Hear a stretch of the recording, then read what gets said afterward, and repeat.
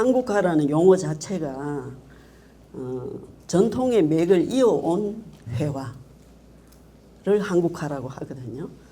그런데 지금도 이제 동양화라는 용어를 많이 쓰고 있죠. 그 좀 개선해야 될 부분이고요. 오늘 이제 2시간 강의 동안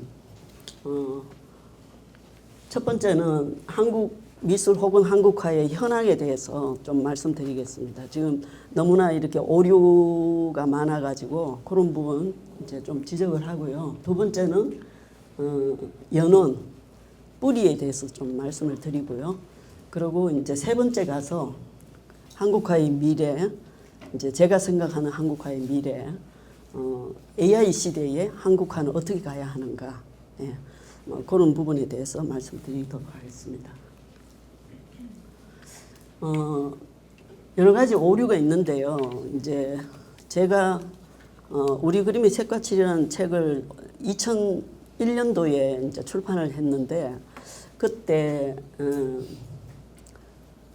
기본 용어조차도 제대로 마련되어 있지 않았어요. 그래서 책을 쓰는데 용어 선택이 엄청 힘든 일이었어요. 이제 요즘은 뭐 전색제 이런 말을 많이 쓰지만 그때는 미디움이라는 말을 썼어도 미디움을 해석하면 전색제가 된다고 생각조차 못했던 시절이거든요. 근데 계속 책에다가 영어 용어만 쓸 수는 없지 않습니까? 그죠? 그래서 아마 전색제라는 말을 제가 제일 처음 썼을 겁니다. 그런데 이제 이런 용어 문제도 좀 심각한 부분이 많은데 기본적으로는 이제 우리 한국 미술사가 양식사만 있어요. 재료기법사가 없어요. 그러다 보니까 미술 교육에서도 재료학을 안 가르쳤어요.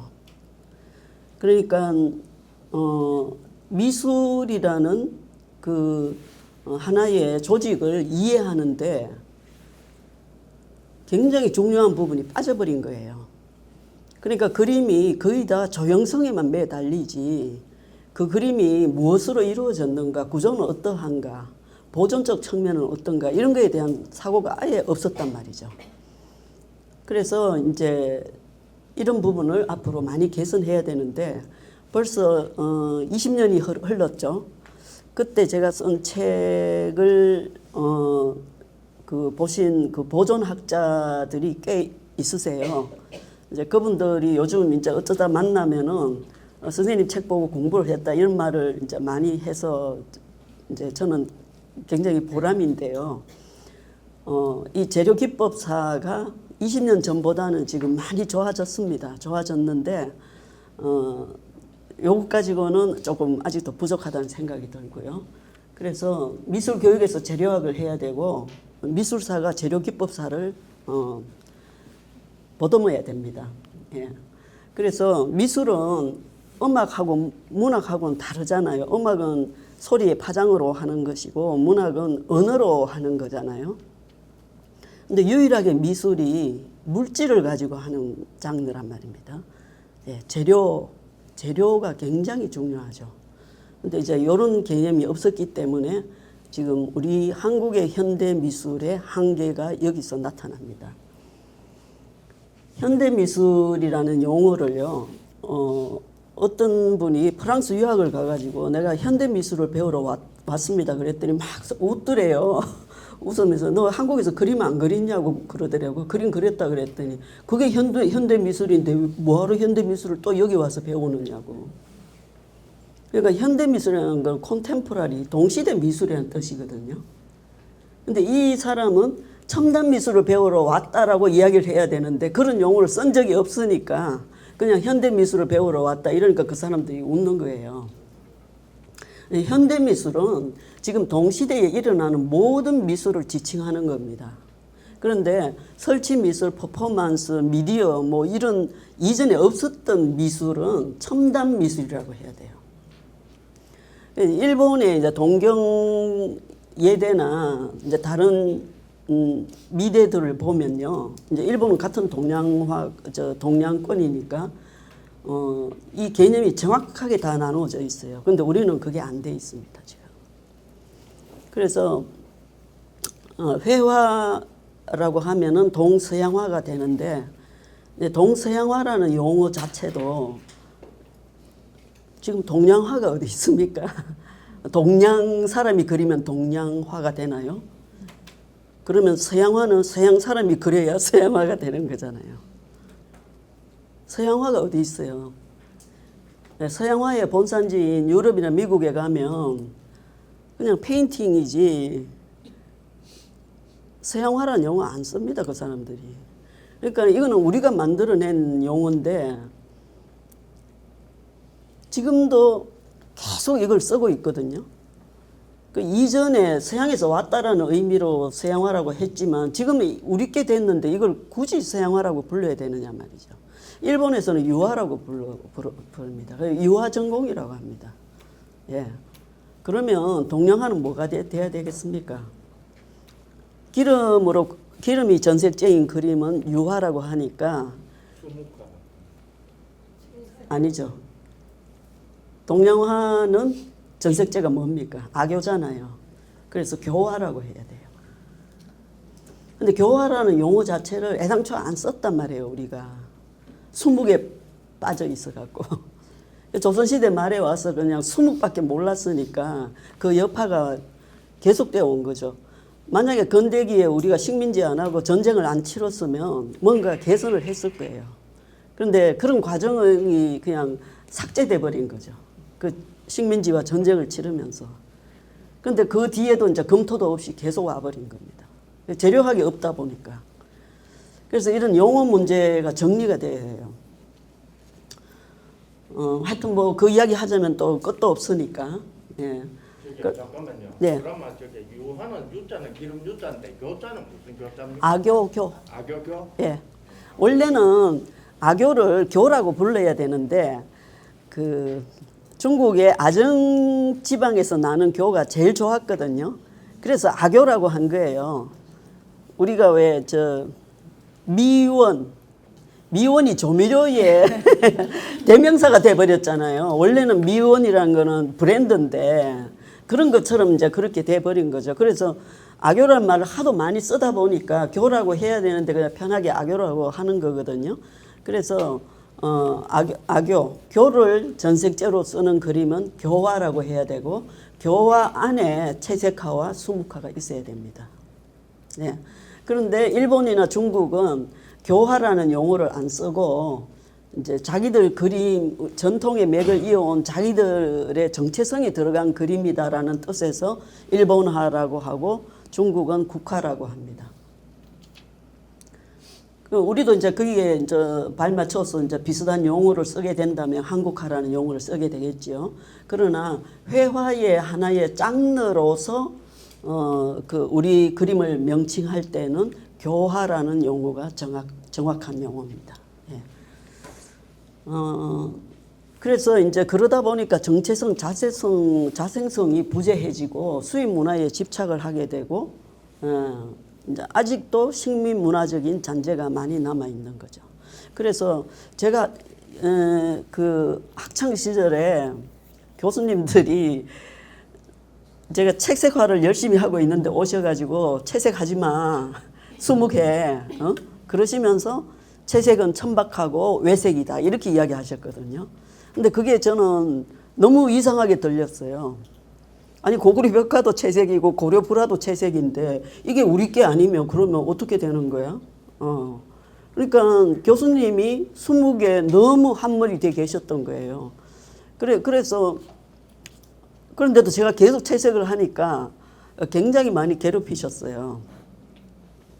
근데 이제 끝까지 제가 완성을 했죠. 유일하게 끝까지 완성한 학생이 저였어요. 그런 이제 경험이 있다 보니까 제가 이제 작업을 하면서 어느 순간 채색을 좀 본격적으로 해야 되겠다는 생각이 들면서 왜 그때 그러셨을까 교수님이 저한테 굉장히 중요한 화두가 되면서 제가 재료 공부를 시작하게 됐어요. 재료학을 하게 된 배경이 그렇습니다. 그래서 이제 때로서는 어떤 시대적 한계는 분명히 있었을 거예요. 교수님 나름대로 또 그걸 주장하실 수 있는 그런 배경은 또 있었을 텐데 이제 시간이 많이 흐르고 이제 지금 생각하면 건강한 한국화가 되려면 수목이다 채색이다 이렇게 한쪽에 치우치면 안 돼요. 균형이 맞아야 되고 두 개 다 수목과 채색이 다 같이 건강해야 됩니다. 더 나아가서는 유화와 교화 역시 다 함께 건강해야 한국 미술이 건강해지는 거예요. 예. 그래서 이런 용어 문제나 또 이제 어떤 이슈, 이데올로기적인 거 뭐 이런 것들이 다 좀 제대로 자리를 잡고 가려면 재료학이 굉장히 중요한 역할을 하거든요. 예. 균형 조화가 굉장히 시급하다. 그 이제 오류 중에 이제 대표적인 것만 몇 가지 말씀드릴게요. 이제 닭종이를 저는 한국인의 피부라고 생각합니다. 제가 이제 그 90년대 초에 이제 뭐 우연히 미국에 갈 기회가 있어갖고 이제 뉴욕에 가면서 거기 종이 공방이 있는 걸 알고는 이제 거기 종이 공방에서 1년을 꼬박 이제 수업을 했습니다. 그런데 전 세계 종이를 다 접할 수 있었고요. 그 전 세계 종이를 접하면서 우리 닭종이의 특질을 알게 됐어요. 그런데 이제 이 닭종이 공부를 이제 그때 시작하게 됐는데 거기서 보니까 이 동양권 종이를 가르치는 선생님이 일본 분이에요. 일본 분인데 그 서양 미국인들이 대부분 이 종이 만들기가 일본 문화라고 생각하고 있는 거예요. 그 당시는 뭐 소니가 대단했고요. 그 일본의 전자 산업이 미국을 완전히 초토화시킨 시절이에요. 예. 그래서 이제 그 일본 문화가 미국을 삼켜버린 상태였어요. 이제 전쟁에는 졌지만 문화적으로는 미국을 일본이 삼켜버린 거죠. 이제 그런 분위기에서 이 종이 문화에 대해서 들여다보니까 제가 공부를 해보니까 한국 닭종이가 일본 닭종이보다 훨씬 우량종이고 훨씬 우수한데 그 종이 뜨는 과정도 훨씬 우수합니다. 그런데 미국인 눈에는 그게 안 보이는 거예요. 일본이 하도 홍보를 해놓으니까. 그래서 일본 종이와 우리 종이의 차이를 공부를 하다 보니까 제가 닭종이에 빠져들게 됐어요. 여기 보시면 이제 서양은 알칼리성 토양입니다. 서양에서 와인이 왜 발달했느냐 하면 토양 때문에 그래요. 수질이 좋지가 않아요. 우리가 디시워셔 있잖아요. 유럽 거 가져오면은 거기 반드시 소금통이 달리거든요. 거기에 물 속에 석회가 많아서 그 석회를 소금이 녹여줘요. 그래서 석회통이 있는데 한국에서는 쓸 필요가 없어요. 왜? 금수잖아요. 금수 강산. 우리는 수질이 워낙 좋기 때문에 그런 뭐 소금을 넣고 이럴 필요가 없어요. 그러나 유럽이나 미국의 그 토양은 석회질이라서 디시워셔로 소금을 안 넣고 돌리고 나면 그릇에 하얀 가루가 막 남습니다. 그러니까 수질이 안 좋으니까 생수를 그냥 못 마셔요.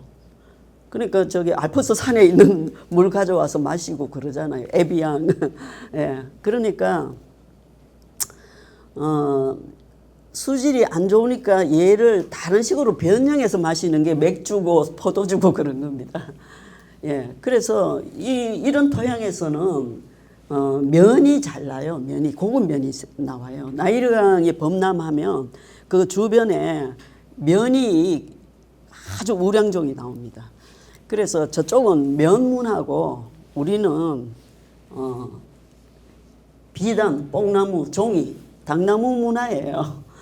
근데 이 두 개 다 뽕나무과거든요. 그 보면은 우리는요 뽕밭에서 일이 벌어져요.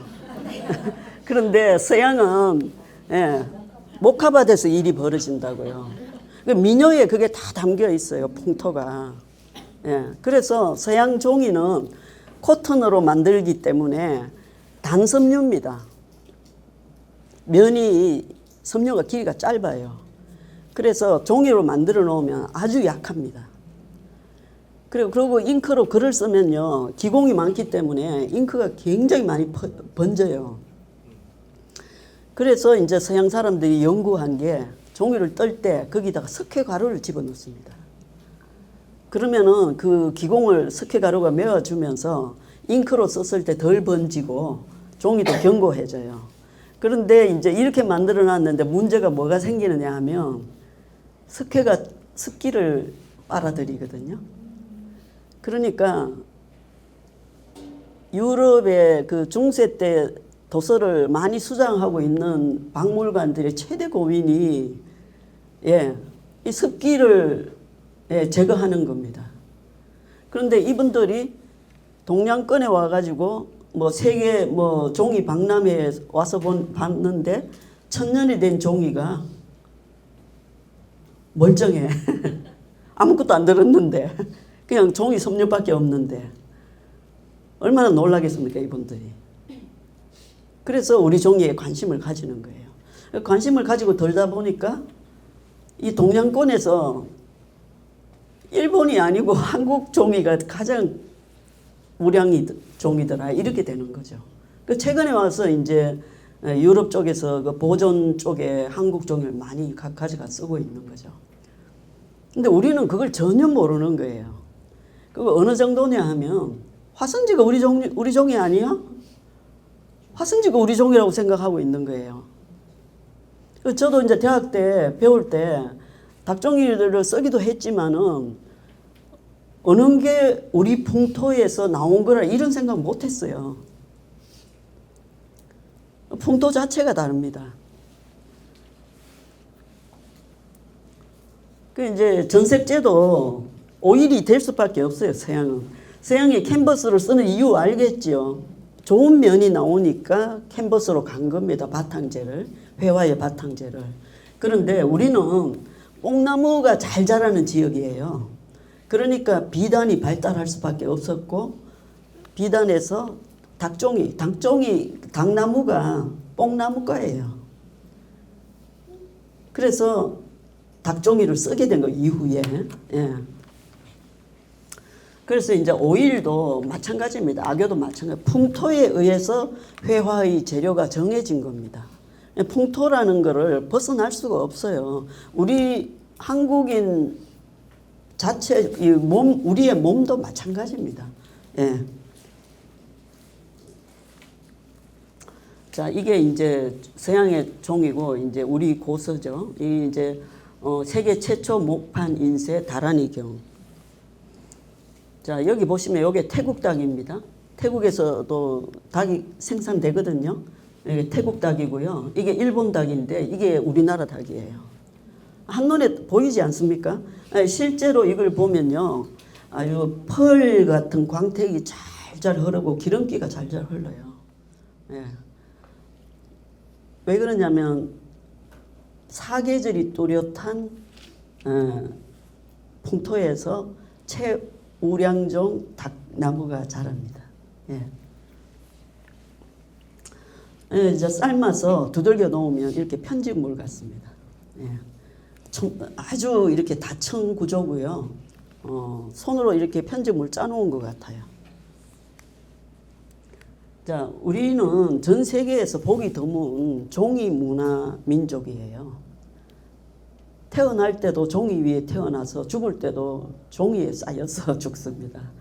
우리나라 사람만큼 종이를 가까이 하면서 정말 내 피부처럼 그렇게 아끼면서 산 민족이 없어요. 그런데 우리가 맨날 캔버스만 쓰고 있잖아요. 그러니까 국산 캔버스는요, 닭종이에 비하면 굉장히 열등한 재료입니다. 한국 풍토에서 좋은 면이 나올 수가 없어요. 그러면 좋은 면을 쓰려면 로열티를 주고 외국 면을 사야 돼요. 그럼 외국 캔버스를 써야 되는 거죠. 프랑스산이나 벨기에산 이런 걸 써야 돼요. 그런데 재료를 모르니까 그저 캔버스만 쓰면은 뭐 우월한 걸로 착각을 하는 거예요.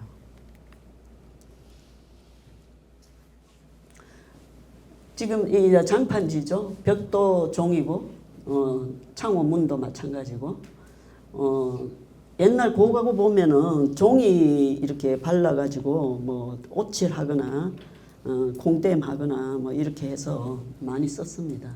그리고 우산, 양산 뭐 이런 거 옛날에 비닐이나 플라스틱이 없을 때 어떻게 방수를 했겠어요. 예. 이거 장판지 있잖아요. 이게 수증기는 통과해요. 그런데 물은 통과 안 시키거든요. 고아텍스예요. 예. 그러니까 여기 뭐 쏟으면 그냥 걸레로 닦고 말았잖아요. 굉장히 현대적이고 과학적입니다. 이거 물거렁입니다. 이거. 그 오칠을 하거나 기름을 먹이거나 콩댐을 하거나 이렇게 해서 방수 기능을 주는 거죠. 그 종이 섬유 자체가 워낙 질기기 때문에 이걸 꼬아갖고 이렇게 만들면 절대 안 깨지죠. 근데 여기다 방수 기능만 주면은 이제 물그릇으로 쓸 수 있고 요강도 만들고 대야도 만들고 이제 다 한 거죠. 예. 그러니까 서민들은 이렇게 해서 생활을 한 거예요. 전장터에 나가갖고 비가 오면은 말들개를 뭐로 썼겠습니까? 예, 닭종이 두껍게 만들어가 방망이로 쳐가지고 거기다가 기름 먹여갖고 텐트로 쓴 거예요. 예. 그 이제 여성들 규방에서 이렇게 이제 반지꼬리 같은 거 전부 이제 종이로 다 하고 이렇게 한 거죠. 제가 이제 나고야 시박물관에 이제 뭐 관광하러 갔다가 시박물관에 뭐 보자기전을 한다고 그래서 들어가서 이제 보고서는 아주 뒤로 나자빠지는 줄 알았습니다. 이게 이제 1층은 그 전 세계 보자기를 다 보여주는데 에스키모 보자기까지 나와 있더라고요. 그런데 거기서 우리나라 조각보가 나와 있는데 조선게 아니고 뭐 요즘 남대문 시장 가도 보이는 그런 좀 허접한 걸 갖다 놨더라고요. 그런데도 아주 특이했어요. 전 세계 어떤 보자기보다 독특했어요. 그때 제가 이제 보자기에 이제 눈을 떴고요. 2층에 올라가니까 이제 전 세계 싸는 문화를 보여주는데 그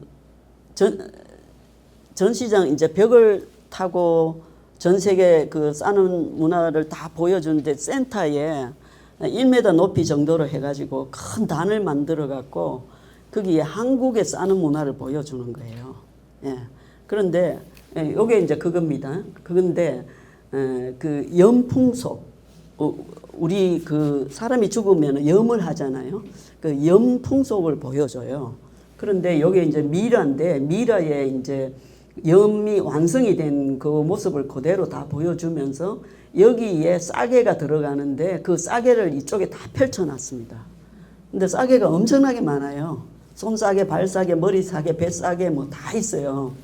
그리고 마지막에 이제 오복 주머니까지 넣어주거든요. 오복 주머니를 왜 넣느냐? 죽어서 49일 되는 날 다른 사람으로 새로 태어나기 때문에 그때 오복을 누리라고 오복 주머니를 넣어줍니다.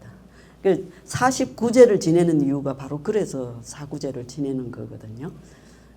이거를 보고 이제 제가 까무라칠 뻔했던 게 이게 우리나라 염풍섭인데 이걸 왜 일본에서 내가 보고 있나 그런 생각. 예. 하여튼 싸는 문화도 지금 이제 대단한데 이게 부잣집은 비단이나 삼배로 쌌어요. 그런데 일반 서민들이 그렇게 할 수 없잖아요. 서민들은 뭐로 했겠습니까? 예, 닭종이로 했어요. 그래서 제가 한 3, 40대쯤 나이였을 때 실제로 시골에 그 자기가 죽었을 때 자기를 염할 수 있는 종이를 미리 자기가 따놓는 거예요. 예. 그래서 이제 그런 분이 계시다 그러면 제가 이제 쫓아 내려가 가지고 종이를 보고 그 종이 질이 무지 좋아요. 그런 분들이. 예. 종이를 사오고 그런 기억이 있어요. 그러니까 이제 뭐 처음에는 염종이 쓰려고 이제 만들기 시작하면서 동네 분들한테도 나눠주고 뭐 이러다가 소문이 나가지고 이제 저한테까지도 들린 셈인데, 자 이제 이 상녀가 이제 대갓집, 예, 부잣집은 나무를 깎아갖고 다 단청을 해갖고 이렇게 써요. 그리고 곳간에 이제 이걸 넣어놓고 이웃에 어른이 돌아가시면 빌려주기도 하고 그랬습니다. 그런데 일반 집은 또 그렇게 할 수 없으니까 종이를 염색해가지고 상녀를 만들어갖고 장례를 치르고 끝나면 이제 불태워 버리는 거죠. 예. 자, 인왕제색도 이제 순지와 선지 이야기를 하겠습니다. 인왕제색도 이번에 뭐 이근희 컬렉션 해가지고 이제 많이 이제 보여줬는데요. 이거 닭종이거든요. 그런데 오랫동안 교과서에 화선지로 돼 있었어요. 이게 뭐 제가 뭐 시료 채취하고 뭐 분석까지 하지는 않았지만 닭종이를 뜰 때 쌀가루를 뿌려 가지고 두들긴 종입니다. 예, 분백지라고 하거든요. 예, 왜 분백지를 썼을까? 겸재가. 예, 제가 이 겸재가 이 사는 그 겸재 집 바로 100m 거리에 지금 제가 살고 있어요. 예. 그러니까 인왕산이 바로 보이는 곳이죠. 그런데 저는 겸재 마음을 알겠더라고요. 이게 비가 막 왔다가 하늘이 개이면서 구름이 이렇게 확 멀어지면서 인왕산이 얼굴을 싹 드러내는 장면이잖아요. 그러니까 날마다 그 인왕산 밑에 살면서 인왕산을 얼마나 많이 봤겠습니까? 그런데 어느 날 비 오는 날 보니까 구름이 그치면서 인왕산이 해맑게 세수하고 아주 이쁘게 보이니까 저걸 그려야 되겠다고 마음을 먹었을 거라고요. 그러고 그러면 어디다 그릴 것이냐. 그 비 개인 후에 그 맑고 선명한 그 인왕산의 표정을 그리기 위해서는 분백지가 필요했던 거예요. 그냥 닭조기에 그려가지고는 그 투명함이 안 나오니까. 예.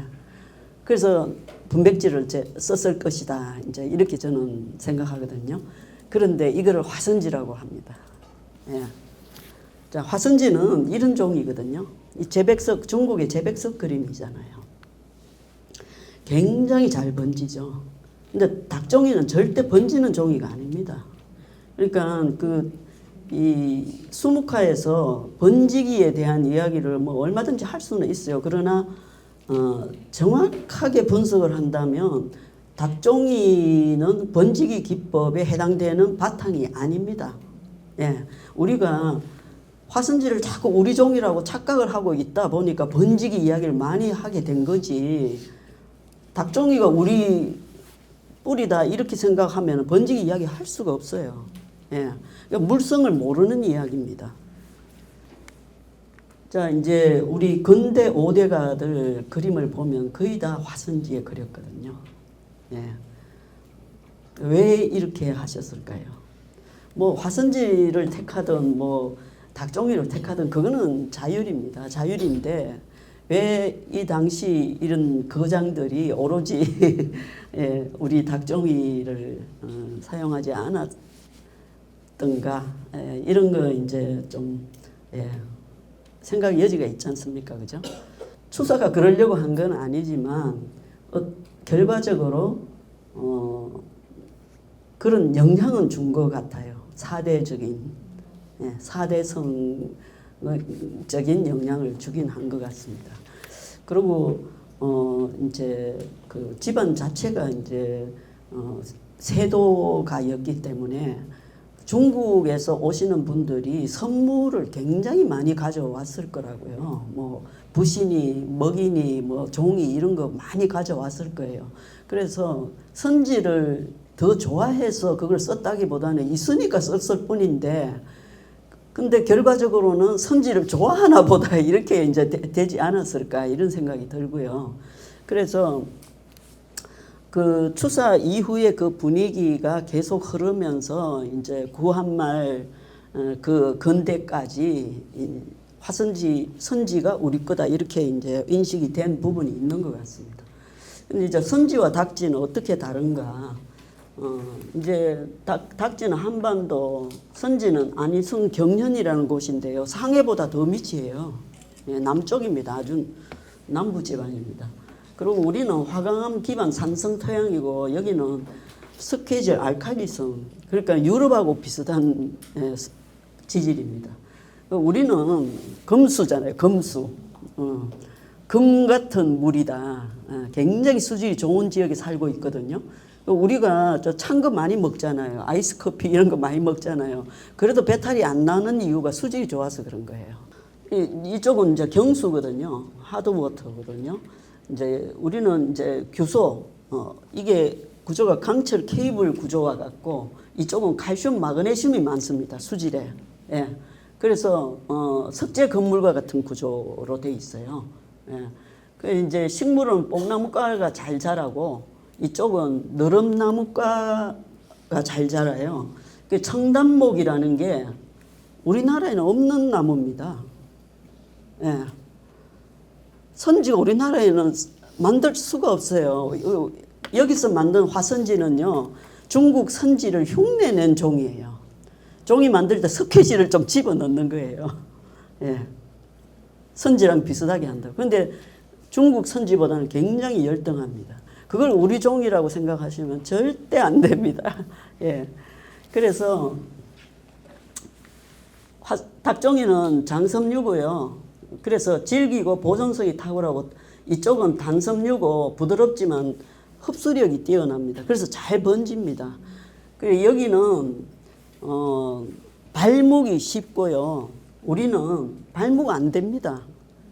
예, 막 물이 절절 흐르는 듯한 그런 수묵화가 불가능합니다. 정묵입니다. 정묵. 먹이 이렇게 쌓이는 거. 아까 인왕재색도 보셨죠? 그건 정묵법입니다. 발묵법이 아닙니다. 그러니까 바탕에 의해서 기법이 정해지는 거예요. 예. 재료가 굉장히 중요합니다. 기법을 결정하기 때문에. 그래서 이제 고착 정묵기법, 번짐, 발묵기법이죠. 자, 여기 선지의 고장이 여기입니다. 여기 지금 우리 서울은 여기잖아요. 이렇게 남쪽입니다. 그러니까 굉장히 온난 다습한 지역이에요. 그래서 이제 중국의 수묵화라는 것은 사실 중국 전체로 봤을 때는 얘기가 안 되는 거고 이 지역에서 발생한 문화입니다. 여기가 이제 문인들이 많았고 그런 풍토가 조건이 되기 때문에 이 그 선지 문화가 발달하고 수묵 문화가 발달한 겁니다. 예. 자, 이건 제 그림인데요. 제목이 매고 이제 콩댐 기법을 썼습니다. 제가 대학 시절에 이제 교수님이 무당이 구슬할 때 깔아놓고 그리는 그림이 있다고. 예. 그 그림 위에서 막 그냥 춤도 추고 구판을 벌이는데 술이나 뭐 물을 쏟으면 걸레로 싹 닦아보면 된다고. 그런데 그림이 멀쩡하다 이제. 그게 어떻게 가능할까? 콩댐을 하면 그게 가능하더라고요. 그래서 이제 제가 그때 그 말을 듣고 이제 나이가 들어가지고 30대 후반쯤부터 제가 그 할머니들한테 장판지 만드는 법을 배우러 다녔습니다. 예, 그래가 콩댐 기법을 습득을 해가지고 몇 번 시행착오를 거치다가 이제 성공을 했습니다. 그래서 이제 요 그림인데요. 일단 이제 콩댐이 되고 나면 방수가 되고 수증기는 이제 배출하지만 이 수묵화 물로 먹을 갈아갖고 그리면은 안 그려집니다. 이제 비닐에다가 먹으로 그리면 안 그려지는 거하고 똑같은 거죠. 빨아들이질 않으니까. 그래서 이제 생강즙을 갈아가지고 거기다가 먹을 갈아서 그리면은 갖다 붓습니다. 그림이 그려집니다. 생강즙에 계면활성제가 들어있기 때문에 계면활성제가 콩댐에 기름을 녹이면서 갖다 붓는 겁니다. 예. 콩을 불려 가지고 믹서기 갈아 가지고 두유처럼 만드는 거죠. 그래 가지고 이제 옛날에는 그 방에 이제 장판지에 할 때는 맷돌에 갈아 갖고 푸대에 넣어 가지고 그 이제 막 치대는 거죠. 예, 종이에 대고 그렇게 해서 이제 콩 속에 들어 있는 기름, 예, 유상액입니다. 물과 기름이 합쳐져 있는 유상액을 계속 바르는 거죠. 예, 그런데 이게 이제 그 화선지라는 종이는 이게 올라올 수도 없고 아예 받아 먹지를 못합니다. 예, 닭종이라야 이게 가능합니다. 예, 그러니까 닭도 뭐 태국당이나 뭐 이런 거는 불가능하죠. 그래서 재료에 사슬이 있다. 재료와 재료와의 사슬이 있고 재료와 풍토 간의 사슬이 있다. 이제 예, 대표적인 예라고 할 수 있습니다. 자, 이제 두 번째 한국 회화의 뿌리. 이제 삼국시대 고구려의 벽화가 이제 유명하죠. 근데 요거는 중국이나 평양에 있는 게 아니고 일본의 나라 근처에 마쩌츠카라는 곳에 있는 고분입니다. 근데 요게 70년대에 발굴이 돼 가지고 뭐 엄청 큰 이슈였어요. 그런데 이제 고분의 피장자 무덤의 주인이 누워 있는 사방 벽에 이제 그림이 그려져 있는데 요 여성이 입고 있는 요 빨간색이 무기안료인 주사라고 다들 재료학자들이 이야기했는데 그게 아니고 염료였어요. 요 치마는 쪽, 인디고, 예, 우리 쪽 염색 하잖아요. 예. 그리고 이제 요 부분은 이제 석황, 무기안료, 석로 뭐 이렇게 되는데 이제 이게 발굴이 되면서 일본 정부에서 고구려나 백제하고는 관계가 없다 이랬거든요. 그랬는데 이제 조사를 하면서 보니까 피장자가 누운 천장에 요 별자리가 나왔습니다. 요 별자리가 어디의 별자리였냐? 평양의 별자리였어요. 그러면 죽어서 가고 싶은 곳이 어디일까요? 고향이죠. 그러니까 이 피장자가 고구려 유민이라는 게 밝혀졌죠. 그래서 이제 요게 6세기 경이니까 고구려가 망하고 그 유민들이 이제 일본 나라로 와서 여기 이제 왕국을 세우고 살았던 거죠. 예. 이제 고려시대 넘어오면 이제 이 고구려 벽화의 이제 재료 기법과는 다르게 이제 비단에 이제 배채로 그려지죠. 배채 아시죠? 예, 비단 뒤에 그리는 거. 예. 그러니까 모든 그 무기 안료가 비단이 뒷면에 칠해집니다. 예, 앞면에는 저는 염료를 썼다라고 주장하고 있고요. 과학자들은 염료를 안 썼다고 주장을 하는 것 같습니다. 예. 자, 이제 미인도, 예. 요 이제 쪽이죠.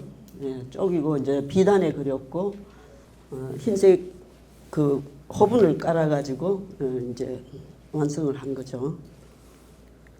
자, 조선시대에 이제 채색화와 수묵화, 이 이제 유교다 보니까 수묵화가 흥했던 시절인데 왕이나 귀족들 그리고 아예 이제 하층의 이제 서민들은 채색을 더 좋아했었고요. 자, 교화의 의, 이제 한국화라는 건 전통의 맥을 이어오는 그림에 대한 명칭이고 교화라는 거는 이제 뭐 전통의 그림이든 현재의 그림이든 악교를 전색제로 쓰는 그림에 대한 명칭입니다. 근데 이제 그 의의를 본다면 아시아적 정체성을 지닌 재료를 부활해서 전통의 현대화가 가능한 것이고 생명 존중의 친환경 미술. 요게 이제 우리가 이제 AI 시대에 미술의 역할은 무엇인가 이제 그 내용입니다. 내구성과 보존성 뛰어나고 발효 감성, 토착 미술, 로컬의 의미가 있죠.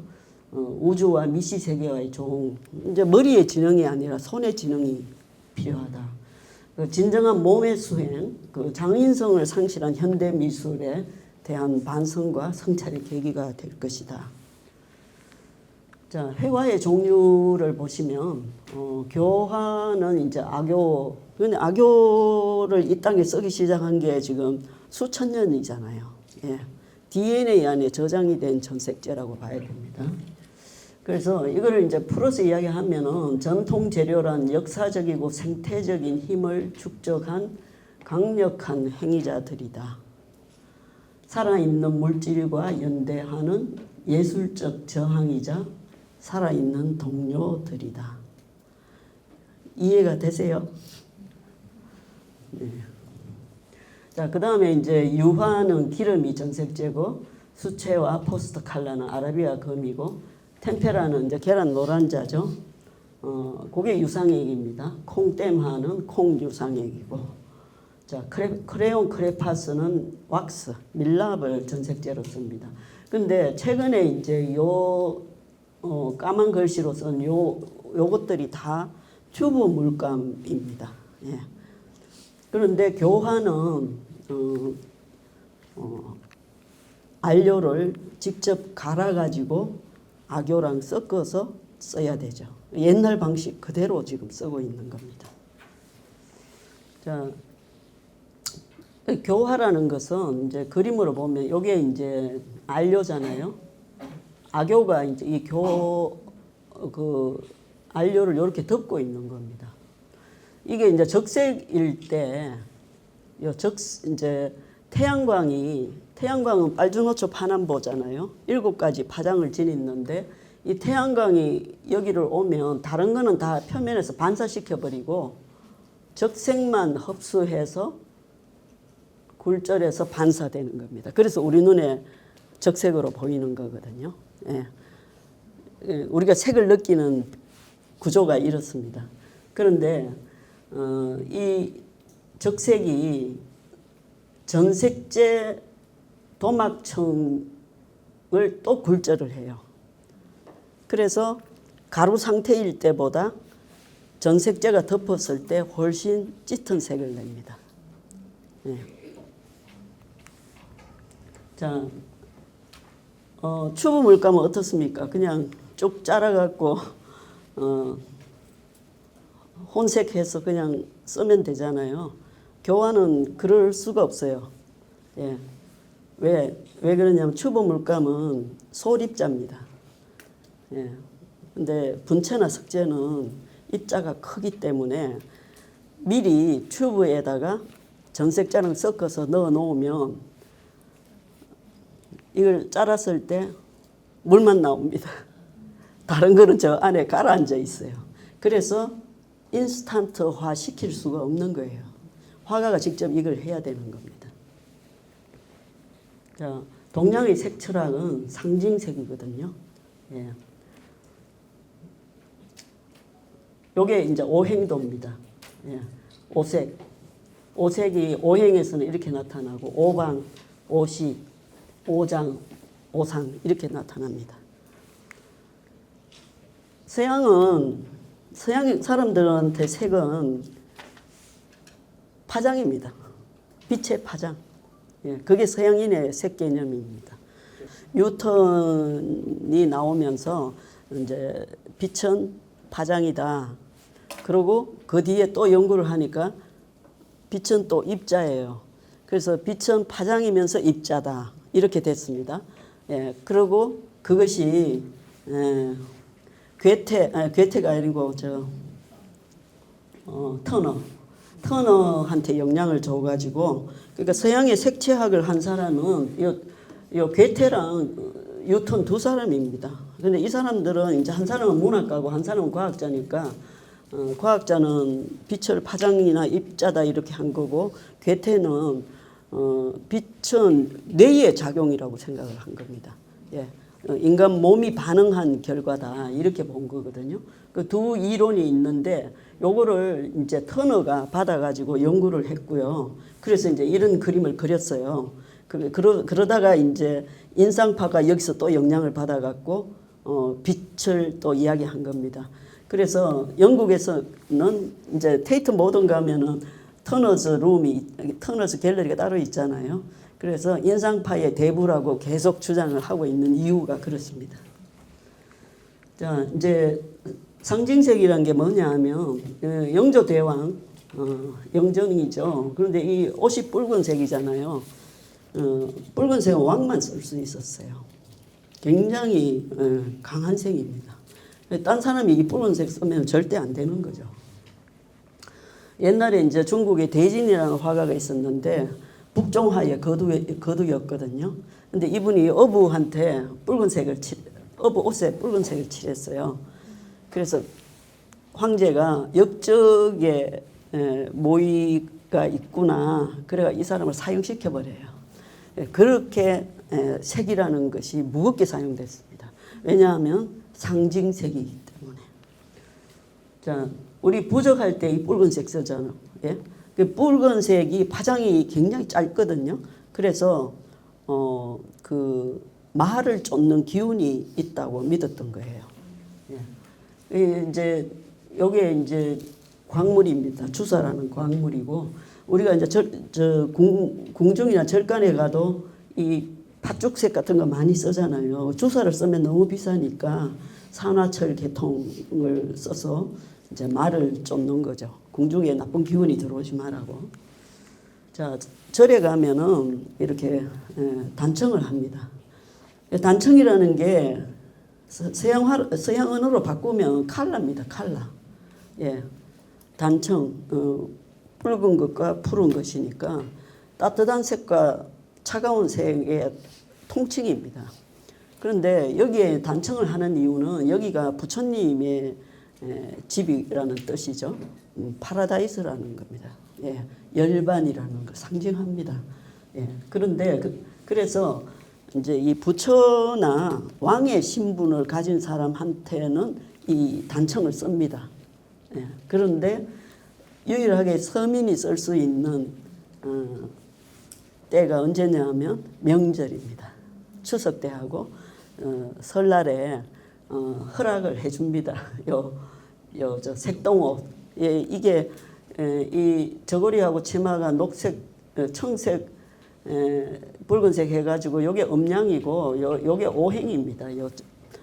팔뚝에 이제 그 색동이.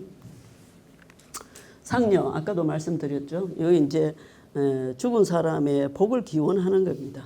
색이 상징하는 힘이 있기 때문에. 자, 보자기 그냥 뭐 여성들이 뭐 이쁘게 하려고 자수 놓은 거다 이렇게 생각할 수도 있지만 그러기 전에 기원형입니다, 이게. 예. 가족의 안녕을 바라고 그 사랑하는 사람들의 복을 기원하는 그런 의미가, 이 보자기도 마찬가지고요.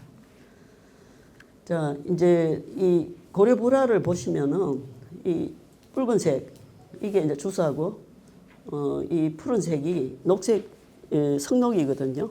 그런데 고려불화는 거의 다 이 두 가지 색을 씁니다. 왜 그러냐 하면은 이 붉은색이 상징하는 게 아까도 오행도에서 보셨죠. 불입니다. 불. 근데 부처가 바로 빛이고 광명이거든요. 그러니까 불이죠. 부처님 할 때 한자로 쓰면 불이 되잖아요. 그 불은 한자에 없는 용어래요. 한국에서 만든 거래요. 그 불이 바로 영어로 말하면 fire랍니다. fire. 예. 그러니까 광명이라는 거죠. 부처는 빛이다, 광명이다. 예. 그래서 그걸 뜻하는 게 이 붉은색입니다. 빛이자 광명이고 여기 이제 금도 마찬가지죠. 금도 금 자체가 순수하고 변질이 안 되잖아요. 빛이나 광명하고 관계가 있는 겁니다. 그리고 이 녹색은요, 청색과 녹색이 똑같은 거예요. 근데 우리 신호등 건널 때 파란불 들어오면 녹색불 들어왔다 안 그러잖아요. 파란불 들어왔다 그러잖아요. 이게 아직도 우리한테 남아있는 거예요. 이게 상징색이고 방향을 또 결정하는 색이다 보니까 녹색은 동쪽 색이에요. 동쪽을 말하는 거예요. 그래 동쪽은 어떤 곳이냐? 해가 뜨는 곳이잖아요. 이 빛하고 또 관계가 있어요. 그래서 이 녹색을 쓰는 겁니다. 불화에서. 오행 철학은 이제 무, 유, 양 이렇게 음양, 오행 이렇게 가거든요. 태초에 우주에 아무것도 없었는 지점이 여기고 여기서 단세포 생물이 등장을 합니다. 그 다음에 이게 이제 음양으로 분화되고 이 음양이 오행으로 가는데 요거를 그림에 대입을 시키면요. 백지 하얀 종이에 한 점에 먹이 딱 묻으면 요게 바로 이제 유가 됩니다. 무에서 유로 전환이 되죠. 이 유가 이제 농담 그 먹의 농담이 되는 거예요. 이 수목이 여기에 해당이 됩니다. 그리고 이 농담이 오색이 됩니다. 이 오색에 해당되는 게 채색이에요. 그래서 이거는 수목과 채색은 동일한 선상에 있는 거거든요. 이거를 자꾸 뭐 어느 게 우월하고 어느 게 열등하다 이렇게 바라보는 거는 그 굉장히 잘못된 겁니다. 예. 이미 이 오행 철학에서 그렇게 다 보여준 거거든요. 예. 자, 태극 음양의 조화. 그 과학 사이언스 그 프로그램을 보니까 한류와 난류의 움직임을 보여주는데 이 완전히 태극하고 똑같더라고요. 옛날 사람들이 뭐 달나라 가서 보지도 않았을 텐데 이걸 어떻게 알았을까 참 신기한데 말이죠. 그러니까 이 음과 양의 조화라는 게 굉장히 중요하거든요. 그 그림도 이렇게 작업에서 이런 것들이 이제 참 필요할 때가 많더라고요. 먹이란 무엇인가 이제 상징색에 대해서 좀 설명을 드리면 서양 사람 보고 난초 그리라 하면 이렇게 그려요. 예. 왜냐하면 태양을 기준으로 그분들은 생각하거든요. 태양빛을 기준으로 판단을 하기 때문에 난초 요 색을 그대로 그리고 그림자를 반드시 그립니다. 그런데 동양인은 이렇게 그리거든요. 동양인은 왜 이렇게 그리느냐? 상징색이기 때문에 그러니까 이게 검은 난초는 없잖아요. 검은 난초는 없거든요. 근데 왜 검게 그리느냐? 우주의 본질적인 색은 현색이라 했거든요. 우리가 하늘천, 따지, 검을현, 누를황. 하늘은 검고 땅은 누르다 했단 말이에요. 그러니까 하늘의 색이라는 게 우주의 색이죠. 우주의 근본적인 색, 태양이 없어도 존재하는 색, 그거는 현색이에요. 예, 그 가물하다 이러죠. 가물하다. 그 색입니다, 이게. 그래서 난초를 달나라 가져가서 보든가 저기 뭐 화성에 가서 보든가 하면은 절대 이렇게 보이지 않는다는 이야기죠. 그러니까 장소가 어디든 간에 난초가 본질적으로 가지고 있는 색을 그리려고 한 거죠. 예, 동양인은. 그래서 먹이라는 게 동양에는 만들어졌고 서양에는 먹이 없는 겁니다. 예. 그러니까 서양인과 동양인의 개념의 이 관념의 차이는 엄청나게 큽니다. 우리는 지금 너무 서구화가 많이 돼 있다 보니까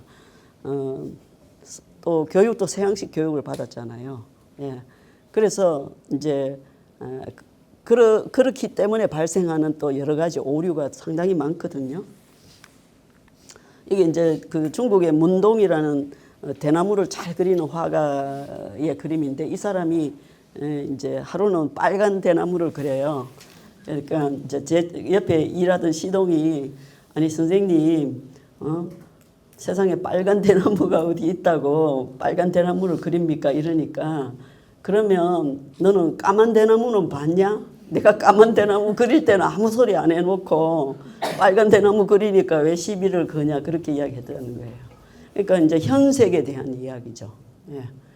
그러니까 옛날에 이제 저희 교수님이 제가 이제 그 우리 그림의 색같이를 그 책이 나오니까 이제 갖다 드렸어요. 그러니까 그분이 그 이야기를 하시더라고. 좀 일찍 내지 그랬냐 이래서 왜요 그랬더니 독일에 교환 교수로 갔었는데 마지막에 돌아오기 전에 이제 숙목화 하시는 분이니까 그림을 그 좀 특강을 해달라 해서 특강을 했는데 마지막에 학생 교수들이 다 먹이 뭐냐고 묻더래요. 근데 평생 수목을 하신 분인데 먹이 뭔지를 답을 못했다는 거예요. 그러니까 우리가 너무 그 수목이라는 걸 정신적 차원에서만 바라봤고 물질적 차원에서는 수목을 바라보지 않은 거죠. 그러니까는 그림 그리는 분이 뭐 그 어려운 철학적 이야기를 어떻게 다 하시겠습니까? 그리고 그렇게 전달한다 하더라도 서양인들한테 제대로 먹히지도 않을 테고. 그러니까 물질로서의 먹에 대해서 너무 이제 개념이 없었다 보니까 그런 상황이 됐던 것 같아요. 자, 이제 송년묵, 유연묵이 이제 가장 많이 쓰였는데요. 유연묵이 나오기 전에 송년묵이 있었어요. 소나무 뿌리 태워서 만든 끓음으로 먹을 만들면 송년묵입니다. 근데 이제 기름을 태워서 만든 끓음으로 먹을 만들기 시작해요. 이게 유연묵입니다. 그래서 두 개의 입자 차이가 얘가 한 6배 큽니다. 그래서 이제 중국의 번지기 기법은 유연묵이 나오면서 시작됐어요. 지금 이제 이런 차이를 보이고요. 근데 이제 송년묵만 있을 때 그림은 다 이런 식입니다. 선으로만 그렸거든요.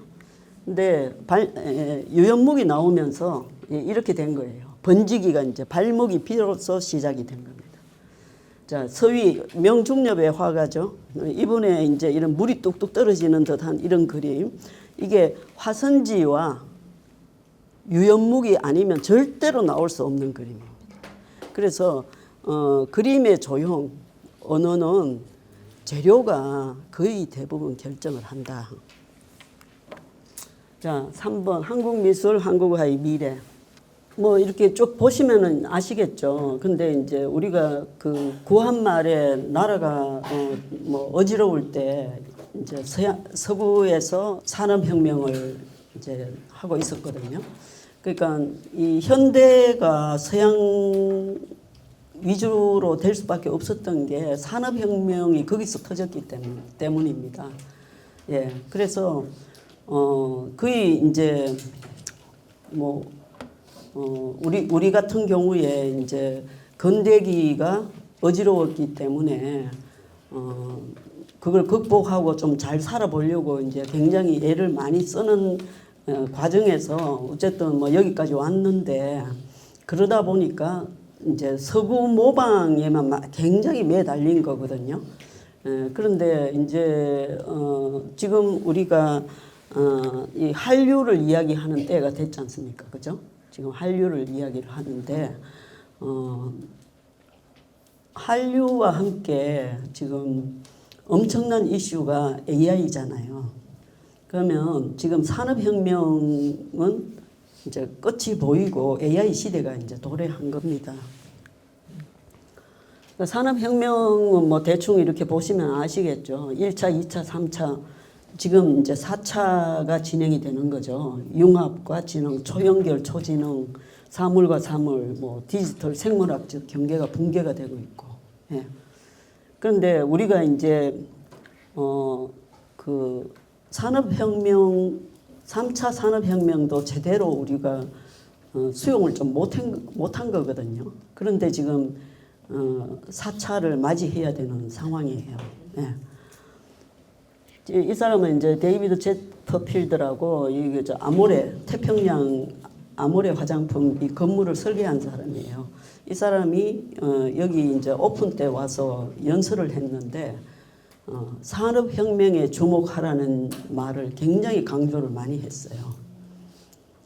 그 이제 서구는 이제 특히 유럽 같은 경우에 산업혁명이 거기서 출발했기 때문에 이미 산업혁명에 대한 성찰이나 반성이나 또 새로운 비전 이런 것들이 잘 진행이 됐어요.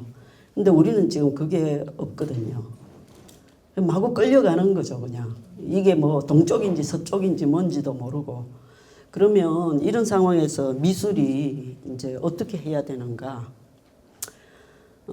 산업혁명의 폐해를 좀 말씀을 드린다면 이게 이제 니키드 생팔이라는 그 프랑스 여류 작가의 작품인데 이 춤추는 니나라는 작품입니다. 근데 이 그림, 이 작품을 해가지고 세계적인 작가로 이제 부상을 했는데 그 니키드 생팔이 죽기 10년 동안 화농성 호흡기 질환으로 굉장히 고생하다 죽었어요. 왜 그러냐 하면 이제 이게 그 파이프죠. FRP. 조소하시는 분들이 그전에는 진흙을 써가지고 그 모형을 만들고 거푸집 만들고 이렇게 해서 뭐 저 구리 조각도 하고 뭐 이렇게 했는데 이 FRP를 이용하면은 이게 그 불을 가하면은 그 액체가 되거든요. 그럼 액체 상태에서 그 굉장히 쉽게 모형을 뜰 수가 있어요. 그래서 이거를 굉장히 많이 사용을 하면서 호흡기가 다 나가는 거예요. 맹독성입니다, 이거. 예. 자, 독일의 인젤 홈브로이히 여기 가보신 분 계신가요? 예. 그 엄청난 늪지대를 그 독일의 부동산 재벌이 사가지고 듀셀도르프 교수들한테 의뢰를 해가지고 자연미술관을 만들었어요. 그래서 이렇게 들판을 걷다 보면 강을 건너면 미술관이 나와요. 그래서 미술관 들어가서 뭐 명재고 뭐고 아무것도 없어요. 고대나 뭐 현대나 다 섞여 있고 그 그림 감상하다가 나오면은 또 들판이 시작돼요. 이렇게 이제 자연지대에 만들어 놓은 미술관인데 뭐 다른 유럽의 국가들도 그렇지만 거기는 이제 산업혁명에 대한 반성이 있었던 거죠. 요즘 우리가 잘 아는 나오시마를 우리는 예술의 섬으로 생각하잖아요. 예술 이전에 정말 중요한 이슈가 있거든요. 대부분 나오시마 섬만 갔다 오는데 이누지마라고 있습니다. 예, 아주 작은 섬인데 여기 옛날에 구리 재련소가 있었어요. 그런데 이 나오시마나 이 이누지마나 테지마나 이게 전부 다 그 산업시대 때 공해로 쓰레기 섬이 죽어버린 섬이 됐던 곳이에요. 근데 일본의 이제 그 베네세 재단의 회장이 자기 고향이니까 엄청난 돈을 여기다 투자를 해가지고 10년에 걸쳐서 그 공해 쓰레기를 다 걷어냅니다. 그래가 다시 생태를 살려요. 그리고 거기 사는 그 주민들이 이제 사는 방법을 그 주민들이 살 수 있는 방법을 고안을 하다 보니까 예술을 심어야 되겠다. 그리고 예술을 관리하고 그 제공하는 그런 역할로 주민들이 먹고 살게 해줘야 되겠다. 이렇게 해서 예술이 들어간 거지. 처음부터 예술의 섬 만들려고 한 게 아니거든요. 그런데 이제 제가 그걸 어떻게 알게 됐냐 하면 이 이누지마 이제 이게 옛날 재련소죠. 예. 이누지마에 그 이누지마 그 섬 전체를 유키노리라는 그 일본 작가한테 맡겨요. 맡기면서 이 섬 전체를 네가 다 작품을 넣어라. 예, 이렇게 했어요. 그래서 이제 그 재련소 안에 들어가면 작품이 엄청나게 많은데 이제 여기가 제일 메인입니다. 이제 여기서 문 열고 나가면 이 방이에요. 그런데 여기도 그렇고 여기에 보면은 변기랑 뭐 트렁크 가방 뭐 이런 게 있어요. 그게 누구 거냐 하면 우리한테는 제국주의자로 찍혀가지고 그 사람 책도 검서가 돼 있는 미시마 유키오의 부장품입니다. 미시마 유키오가 죽고 나서 그 집이 철거될 때 그 안에 있던 부장품들을 이 회장이 다 갖고 나와서 오랫동안 보관하고 있다가 이거를 이 작가한테 주면서 이걸로 작업을 해라 이렇게 한 거예요. 처음에는 이게 미시마 유교의 부장품이라는 거를 알고는 좀 섬뜩하더라고요. 아니 왜 제국주의자의 부장품을 여기다가 설치를 했나 이랬는데 이제 좀 들다 보니까 그 미시마 유교가 근대화를 반대했대요. 네. 그래서 이제 여기다가 그 사람 부장품을 갖다 놓은 거예요. 그러니까 이 나오시마 프로젝트의 핵심은 생태입니다. 생태. 예술이 아니에요. 생태예요. 예술은 좀 더 이렇게 치장하고 멋있게 보이려고 하는 플러스 알파고 제일 핵심은 생태예요. 한국은 지금 어떤가요? 자연이 상실되고 웰빙이 부재하고 산업혁명은 한때는 축복이었지만 지금은 저주입니다. 네, 산업혁명의 피해는 우리가 아는 것보다 훨씬 심각합니다. 자, 인상파는 참 아이러니한 게 빛을 향해서 나아갔잖아요. 인간 해방을 위해서 화실을 박차고 나아갔고 자연을 향해 나간 사람들인데 그 사람들이 썼던 주보 물감은 기계미학입니다. 네, 아이러니죠. 네, 기계미학이에요. 우리나라는 자발적 의지가 전무했어요. 삼풍문화를 보면 그렇습니다. 네, 성수대교도 그렇고 아파트 문화, 개발 문화, 플라스틱, 미술 재료에 대한 독성 이런 거는 하나도 개념치 않습니다. DNA 상실하고. 자, 이제 전통이 굉장히 중요한 시점이 돼 가고 있습니다. 그게 미국도 그런 것 같아요. 미국은 근데 전통이 없는 나라잖아요. 미국이 일본에 홀딱 반하는 이유가 전통 때문이거든요. 근데 뭐 전통으로 치면 우리는 뭐 전통 없나요? 더 하면 더 했지. 예. 이제는 전통에 대한 가치가 굉장히 올라갈 겁니다. 그 서구 미학에 우리가 너무 치중하면서 우리 전통에 대해서는 너무 소홀히 했다. 지금껏. 이 자세를 빨리 전환시켜야 됩니다. 인공지능 시대, AI 시대가 되면은 더 강화될 거예요. 그래서 빨리 준비를 해야 됩니다. 발상의 전환을 해야 되고. 자, 이런 시점에서 미술의 역할은 무엇인가? 미술 재료가 생명을 위협하거나 웰빙 힐링과 거리가 멀다면 미술로서의 기능에 문제가 있는 거 아니겠습니까?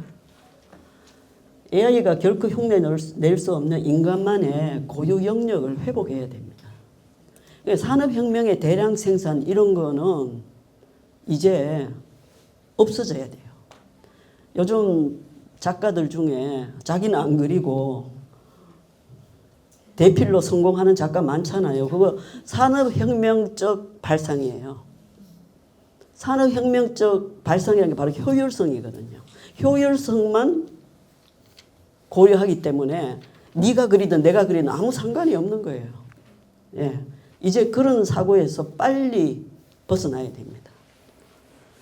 자, 머리가 아닌 몸이나 감각으로 그려야 돼요. AI가 무슨 감각이 있어요? AI 못하는 게 인간이 해야 되는 거거든요. 작가의 호흡과 물질이 교감하는 발생적 미술로 빨리 해결을 해야 됩니다. 그동안의 미술은 산업적 미술이었거든요. 그런데 이런 조건이 이미 우리 전통 미술에 다 들어있어요. 멀리서 찾을 이유가 없는 거예요. 예. 그러니까 과거로 회귀를 한다는 게 아니라 이제 균형을 찾는다. 우리가 그동안 아니라고 생각했던 거 그거를 다시 회복하고 정체성, 생명주의, 상호성 이런 것들을 회복해야 된다. 이제 이것이 바로 지속 가능한 미술인 거죠. 자, 모더니즘이나 개념 미술은 뭐 이런 조건입니다. 예, 보시는 바와 같이. 예. 근데 교환은 전혀 다른 이야기입니다. 예. 자, 서양은 논리 위주로 진행이 되고 동양의 사고는 직관 위주로 진행이 되는데 되게 재밌는 게 이런 그림을 보면 그게 그대로 나타나요. 서양은 천사가 이 날개가 꼭 있잖아요. 이 논리가 꼭 필요한 겁니다. 어떤 깨달음에 있어서. 예, 동양은 날개가 없는데 하늘을 날아요. 예.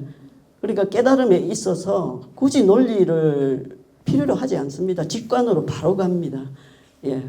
불교에서 깨달은 뭐 도통했다 이게 그런 이야기잖아요. 이제 동양인과 서양인의 이제 사고 의식의 차이를 이제 잠깐 이렇게 그림을 예를 들어서 본다면 서양인은 일방적이에요. 그러니까 대상을 바라볼 때 자기 입장에서만 봅니다. 그래서 소실점이 생겨요. 소실점이 여기 있죠. 예. 근데 동양은 그렇지 않습니다. 평원법, 부관법, 시범법 해가지고 이 재색도가 위에서 내려다본 거, 밑에서 올려다본 거, 예. 그게 삼원법이죠.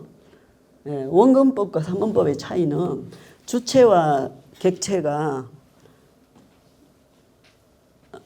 서양은 일방적이고 그러니까 주체 위주죠. 객체를 마음껏 분석을 해요. 근데 동양은 절대 그러지 않아요.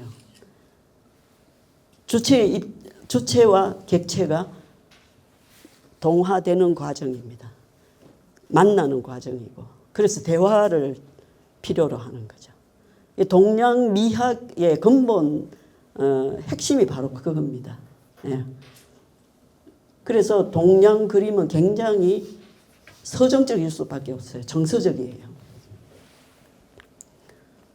뭐 이건 다 보신 거고. 자, 우리가 이제 반자연, 대량 생산 이런 심각한 실용주의에 지금 빠져 있어요. 음식점에 가도 플라스틱 그릇 막 내놓죠. 예, 이런 게 바로 이제 심각한 실용주의거든요. 이거 빨리 극복을 해야 됩니다. 그 산역 시대의 코드, AI 시대 코드 이렇게 이제 달라져야 된다는 거죠. 자, 여기 이제 저희 집인데요. 사진상 좀 멋지게 나왔네요. 예. 자, 대문 열고 들어가면 이제 백합 향이 이제, 예. 그 뭐 제가 이제 생각을 이렇게 하다 보니까 한옥으로 이렇게 왔어요. 요게 이제 향나무인데, 170살 정도 됐고, 요게 감나무인데, 130살 정도 됐어요. 이렇게 이제 계절 따라서 재료를 취해가지고 미리 이제 이런 작업을 다 해놓는 거예요. 그리고 이거를 이제 그림에 이제 활용을 합니다. 예, 이런 식으로. 자, 이제 뭐 그런 내용들이 이제 제 책을 통해서 나와 있고요. 이제 이쪽이 이제 교화고 이쪽이 공대합니다. 이제 두 종류를 지금 쓰고 있어요. 이제 종이 부인이 이제 제가 작가로서 뭐 자리를 잡은 대표적인 작품인 것 같은데요. 이게 이제 제가 그 미국의 종이 공방에서 종이 부인 구상을 하게 됐는데 이제 닭종이가 굉장히 질기면서 부드럽고 포용력이 강한 종이다라는 걸 발견을 했는데 거기 미국에서 생활하는 한국인 여성들을 만나면서 그 한국 여성의 그 기질이나 성정이 닭종이의 물성과 너무 비슷하더라고요. 그래서 내가 한국에 돌아가면 종이와 한국의 여성을 결합을 시켜서 작업을 해야지. 그리고 타이틀은 종이 부인으로 해야지. 이렇게 해서 이제 이게 나오게 됐거든요. 그래서 이제 지금 이런 작품 경우는 닭종이에다가 이제 그 호두 속껍질로 염색을 해가지고 1년을 썩힌 풀로 이제 이렇게 붙였어요. 붙이는데 이 자연 재료는 그 생명을 가졌던 기억을 갖고 있기 때문에 저항이 굉장히 많습니다. 예, 인공 재료하고는 성질이 좀 다릅니다. 달라서 습도라든가 온도라든가 또 다른 재료와의 반응이라든가 이런 것에서 저항이 굉장히 많아요. 그래서 작업을 하다가 그 저항이 강하게 느껴지면 그냥 한쪽에 갖다 놔요. 갖다 놓고 이제 또 다른 작업 하다가 걔가 나를 부르면 그때 또 작업을 시작합니다. 예. 그래서 이제 종이 부인이라는 이런 작업이 닭종이와 한국 여성의 만남인데 거기에 또 제가 개입을 한 거죠. 그래서 작가인 제가 이거를 만들었다가 아니라 이 재료, 종이라는 재료와 제가 같이 만드는 거죠. 예. 자, 이 작품은 이제 목류 도원도인데 그 제가 아시는 분이 이제 이거 전시를 보고 이 작품을 사가 갔어요. 갔는데 하루는 전화가 와가지고 그 거실에 걸어놨는데 볼 때마다 색깔이 다르다는 거예요. 그래서 와서 이거를 좀 확인하고 설명을 좀 해달라. 그래서 이제 제가 갔어요. 그래서 갔더니 아침에 볼 때는 뭐 어떠했는데 점심 때 보니까 또 어떻고 오후에 보니까 어떻고 석양에 보면 어떻고 막 이런 이야기를 계속 하는 거예요. 그래서 이제 제가 작업 과정도 다 설명을 해주고 그 이유를 다 이제 말씀을 드렸죠. 그러면서 이제 마지막으로 우리가 사계절이 있잖아요. 계절이 바뀌면 그 계절 바뀔 때마다 우리가 계절을 즐기듯이 색이 바뀌는 걸 즐기시라. 그렇게 말해주고 이제 왔는데 이제 그분도 그냥 그 굉장히 시각이 예민하신 분인 것 같아요. 전시장에서 이제 자기가 마음에 들어가 사가긴 했는데 이 색감이 막 이러니까 이제 저한테 이제 연락을 한 거예요. 그런데 튜브 물감으로는 절대 그렇게 되지 않습니다. 예, 빛의 반응이 다르기 때문에 저는 이거 그릴 때 한 30번 정도 청을 올리거든요. 예, 그러면 입자가 큰 안료를 쓰기 때문에 아무리 청을 많이 올려도 정확하게 빛을 받아서 정확하게 반사를 해줍니다. 그러니까 각 안료 자체 하나하나가 다 빛을 받아서 정확하게 반사를 하기 때문에 그게 우리 눈에는 굉장히 다채롭게 들어오고요. 또 사이사이에 제가 필터를 또 많이 집어넣어요. 그러면 그 필터에 의해서 굴절률이 또 달라져요. 그러면서 보는 사람은 굉장히 풍부한 오케스트라 같은 소리를 듣는 거하고 똑같은 조건이 되는 거예요. 그런데 튜브 물감으로 그리면 사이렌 소리가 되는 거죠. 한 가지 소리만 쫙 나는 거죠. 그러면 듣는 사람이 얼마나 피곤하겠어요. 예. 그러니까 소리에 그 화음이 이루어져서 아주 조화로운 소리를 들으면 우리가 편해지잖아요. 예. 이제 그런 거하고 비슷한 거예요. 이제 가장 그 핵심적인 거는 뭐냐면 이제 자연의 색을 저는 그리려고 하거든요. 그러니까 이제 안료도 천연 안료나 준천연 안료를 주로 쓰고 있어요. 그런데 우리가 이제 쪽풀 있잖아요. 쪽풀을 들여다보면 푸른색, 쪽색만 있느냐 하면 그렇지 않거든요. 붉은 색소도 있고 노란 색소도 있어요. 근데 푸른 색소의 비율이 좀 많을 뿐이에요. 저는 요거를 제 그림에 그대로 적용시킨 거예요. 제 그림에는 붉은색도 들어가고 노란색도 들어가요. 근데 이렇게 전체적으로 보면은 푸르게 보일 뿐인 거고. 그런데 카메라는 정확히 그걸 못 잡아요. 그래서 저는 그림을 그리면 그림을 사진을 촬영을 하면 그림의 그 원하의 원색의 70~80%밖에 안 나와요. 사람 눈만큼 정교하지는 않기 때문에 카메라가. 예. 그래서 원하를 봐야 되는 거예요. 예. 그러니까 계속 그 느낌이 달라지는 그림. 예. 일종의 이제 어떤 움직임이 있는 생명체와 같은 그런 기능을 하는 그림이라고 봐야죠. 그런데 이제 이런 것들을 사실은 제가 고려불화 공부를 하다가 얻게 된 거거든요. 예. 저는 이제 염료도 많이 쓰는데 염료는 안료하고 달라요. 성질 자체가 완전히 다릅니다. 그래서 안료와 염료가 만나면 상극인데 둘이 만나서 상생을 이뤄요. 예, 그런 원리를 이미 이용한 그림이 이 고려불화거든요. 예, 고려불화에서 사용했던 기법들을 그대로 제가 제 그림에 이제 적용을 한 거죠. 자, 어부사시사 작품 경우는 이제 뭐 이게 작가 노트인데 윤선도의 이러한 시신과 나의 화심이 다르지 않다는 생각이다. 이게 이제 무슨 말이냐면 그 조선시대 때 한문시만 시로 인정을 해주고 한글시는 시로 대접을 안 해줬대요. 그래서 이제 그런 게 좀 안타까워서 이 윤선도라는 사람이 한글시로도 얼마든지 아름다운 글을 쓸 수 있다는 걸 보여주려고 어부사시사를 쓴 거거든요. 예, 뭐 그런 내용입니다. 그래서 이제 그 생태적인 그림, 예, 어떻게 보면 저항일 수도 있는데 현대 같은 산업 사회에서는 저항이 될 수도 있죠. 이런 생태적인 그림을 그리고 있습니다.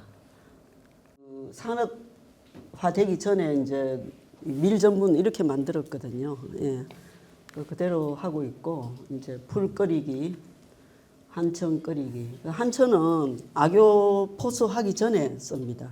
예, 모시가 이제 올이 좀 성기기 때문에 올을 메워주려고 뭐 이렇게 하고 있고, 그 아까도 말씀드렸지만 대립자 안료는 그 추비에 저장을 못해요. 예. 왜 이런 불편을 감수하는가? 편리는 재료와의 교감을 상실하는 겁니다. 예. 나만 웰빙하면 안 되잖아요. 너도 웰빙해야 되고, 이게 이제 생명주의죠. 그리고 이제 지구의 지금 목숨이 경각에 달려 있는 이 시점에서 정말 필요한 태도인 것 같습니다. 그 한국적인 DNA의 저장 물질, 역사적이고 생태적인 힘을 축적한 강력한 행위자들, 또 전통 재료를 고집하는 것은 살아있는 물질과 연대하는 예술적 저항, 살아있는 동료. 예. 서구의 첨단 과학이 이 지점까지 지금 왔어요. 생물학, 생태학, 이 뇌과학에 큰 영향을 줬고, 뇌를 해석하는 그 부분이 이제 과거하고 완전히 달라졌습니다. 예. 그래서 지금 인류학, 물리학까지 다 이렇게 융합이 되면서 현대 문명의 한계를 비판하고 있어요. 현대 문명이라는 게 데이터화되고 규격화되는 거잖아요. 그게 이제 바로 개념 미술이 대표적인 거죠. 개념만 갖고 다 하려고 하는 거. 근데 이제는 개념이나 아이디어는 AI가 다 합니다. 인간이 그거를 할 필요도 없고 해야 될 이유도 없습니다. 예. AI가 다 해주는데. 예. 그러면 인간은 뭘 해야 될까? 예. 인간 중심 사고를 비판하는 거죠. 뭐 지구가 죽으면은 나는 멀쩡한가요? 그런 이제 절대적인 필요가 지금 이제 중요한 이야기가 됐습니다. 대표적인 학자가 팀 잉골드하고 제임 베넷이에요. 이 사람은 신유물론, 이분은 손의 지능을, 두뇌의 지능이 아니다, 손의 지능이다. 예. 그리고 좋은 이야기를 합니다. 바구니를 짤 때 그 사람이 바구니를 함부로 다루는 게 아니라 그 바구니의 질감이라든가 그 생리 조건이라든가 그 모든 것을 느끼는 과정이라는 거죠. 그래서 그 사람과 바구니 그 나무가 같이 만들어낸 결과가 바구니다 이거죠. 예. 재료와 사물 요것들이 인간과 대화를 이어나가서 삶을 만들어 가야 된다. 그리고 이제 현대미술은 결과물 중심에서 과정이 빠져버린 거예요. 그래서 결과물이 중요한 게 아니라 과정과 재료의 물성 중심으로 패러다임이 전환이 되어야 된다. 예. 근데 이분도 똑같은 이야기합니다. 사물과 인간은 하나의 조립체.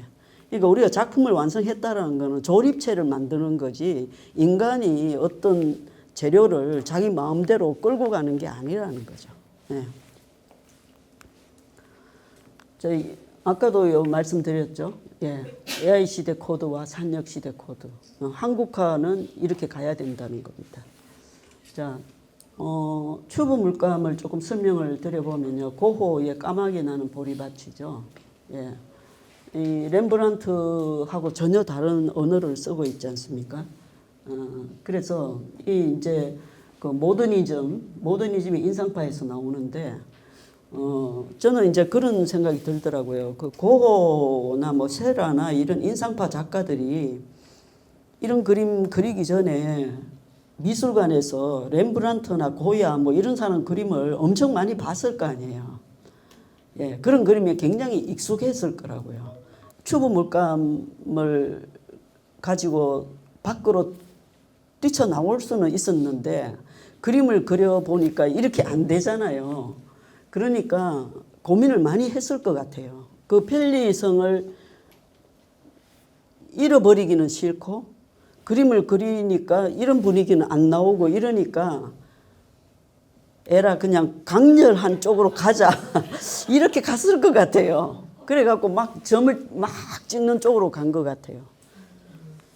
세라도 역시 마찬가지인 것 같고요. 그러니까 점을 찍으면서 몇 가지 색을 이렇게 같이 나열을 하는 거죠. 그러니까 이게 중색이 안 되거든요. 그러니까 이제 빨간색, 청색, 빨간색, 청색 해서 보라색이 나오게 한다든가 노란색, 청색, 노란색, 청색 해서 녹색이 나오게 하는 게 안 되는 거예요. 튜브는. 그러면 그게 불가능하면 어떻게 하는 방법밖에 없을까요? 점을 찍는 거죠. 예. 터치를 해가지고 색을 나열하는 방법밖에 없는 거예요. 예. 그래서 고민을 많이 하다가 이렇게 갔을 것 같아요. 제 생각에. 예. 안료의 종류를 보면요. 자연재, 천연 안료는 석재, 수간체입니다. 이 두 가지밖에 없었어요. 이 산업혁명 이전에는. 요 둘 다 대립자거든요. 수간체가 뭐냐 하면 흙에서 추출한 안료. 그리고 쪽 인디고 안료입니다. 인디고는 우리가 염료잖아요. 염료인데 인디고 그 쪽물 들이는 과정을 보면요.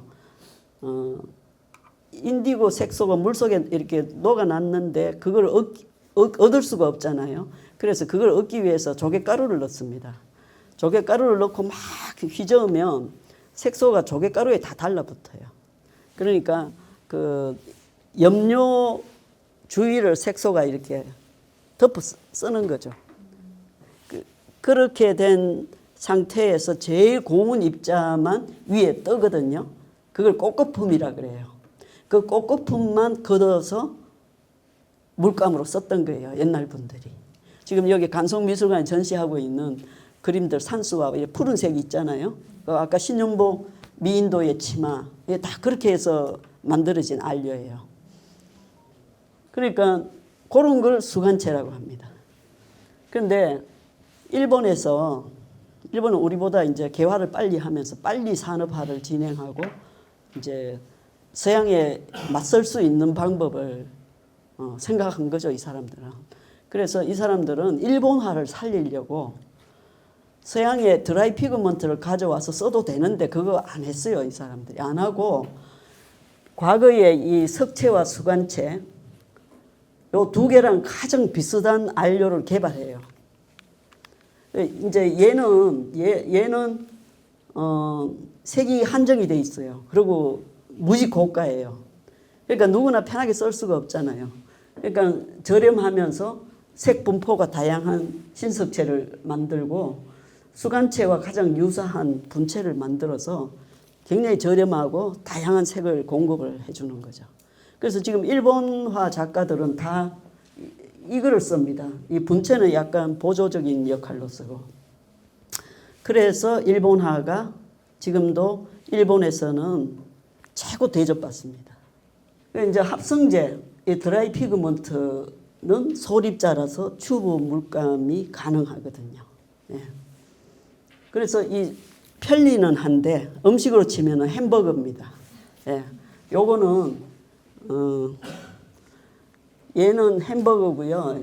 이쪽은 한정식 풀코스입니다. 예. 어느 쪽을 드시겠습니까? 자, 안료의 발색 원리 아까 말씀드렸죠. 적색 안료의 경우에는 녹색이나 청색은 흡수하거나 내놓게 되는 거죠. 입자의 크기가 이렇게 쭉 있는데요. 제일 큰 게 이제 석체, 그다음에 분체인데 요 밑에 것들은 혼색만 되고 중색이 안 됩니다. 예. 근데 이쪽 요 두 개가 이제 대립자로 중색이 됩니다. 중색이 되기 때문에 굉장히 미묘한 색의 청을 만들어낼 수가 있는 거예요. 자, 여기 보시면은 고래보라죠. 석체 수간체를 썼고, 요건 제 작품인데 신석체 분체를 썼어요. 요거는 이제 우리나라 최초의 화가 고이동이죠.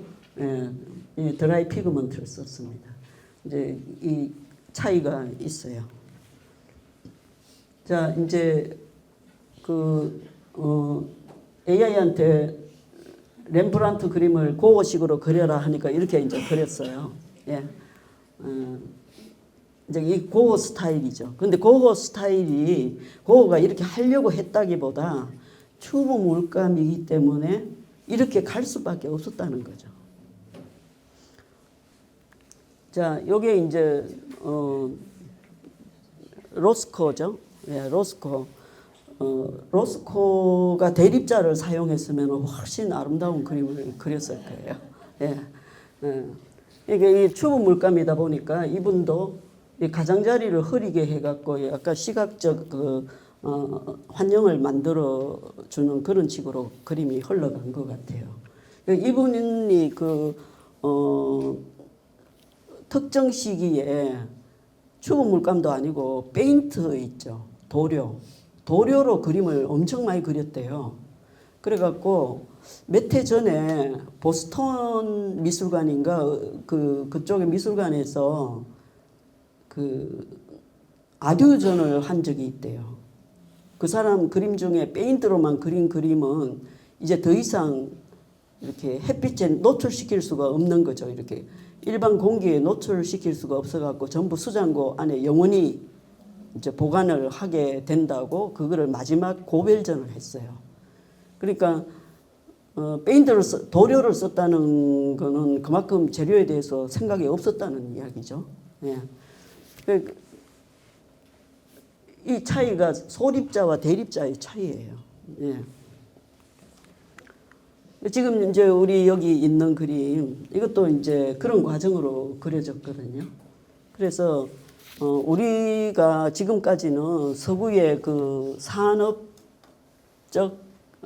파워에 그저 서양은 뭐든지 최고다 이런 생각을 많이 갖고 열등감을 가졌었는데 이제 그럴 필요가 없다는 생각이죠. 예. 우리 전통 안에도 보물이 너무 많고 그거를 현대화시켜서 우리가 얻을 수 있는 게 굉장히 많다. 그런 말씀을 드리고 싶어요. 이 병풍입니다, 이게. 자, 그래서 이제 이미지가 아니라 과정에서 출발하는 회화. 우리는 자꾸 결과만 보지 과정을 무시하잖아요. 근데 과정이 굉장히 중요한 거죠. 예. 저 같은 경우는 이제 스케치를 안 합니다. 이제 여기 다음번에 강의하실 김선두 작가랑 제가 친해요. 같이 여행도 잘 가고 그러는데 김선두 작가는 어디 가나 그냥 연필하고 스케치 들고 막 그리거든요. 저는 옆에서 이렇게 쳐다만 봅니다. 잘 그렸네 그러고 예, 그 이제 스타일이 다른 거죠. 저는 어떤 특정 대상이나 이미지가 있는 게 아니라 그 작업할 때 현장에서 재료와 교감을 나누는 그런 식의 작업이거든요. 예. 그래서 굳이 뭐 그리려면 그릴 수는 있지만 작품을 위해서 다른 선행적 뭐 스케치나 이런 거는 하지 않는다. 그리고 이제 감각으로 조율하는 회화가 되다 보니까 지각 자체, 제가 느낀다라는 지각 자체가 작업이 되는 거죠. 그리고 이제 현장에서 제 몸이 재료에 반응을 하면서 작업이 진행이 되는 거고요. 그래서 이제 과정을 잠시 보면은 안료를 악효와 섞고 담채를 20-30번 반복 채색한다. 주색과 보색의 청을 반복한다. 그러니까 이제 아까도 말씀드렸지만은 녹색을 만들기 위해서 청색과 황색의 청을 이제 반복하는 거죠.